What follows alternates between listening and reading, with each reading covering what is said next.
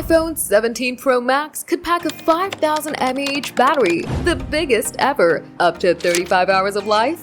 Let's dive into the juicy details. Welcome to GadInsider, your tech news hotspot. Today we're unpacking the iPhone 17 Pro Max's monster battery upgrade. Apple's iPhone 17 series is coming September 2025, and a Weibo leaker, Instant Digital, says the Pro Max will rock a 5000 mAh battery, the largest in iPhone history. That's a 7% jump from the iPhone 16 Pro Max's 4676 mAh, potentially hitting 35 hours of battery life. Leaks suggest the iPhone 17 Pro Max will be thicker at 8.725mm versus 8.25mm, making room for this beefy battery. Paired with the A19 Pro chip and Snapdragon X80 modem, efficiency gains could push battery life past 35 hours, up from 33 on the iPhone 16 Pro Max. A new vapor chamber cooling system keeps things cool during heavy tasks like gaming or 8K video, but it won't directly save battery. Other features like AI or camera upgrades might offset gains, but a 10% capacity boost is huge for power users.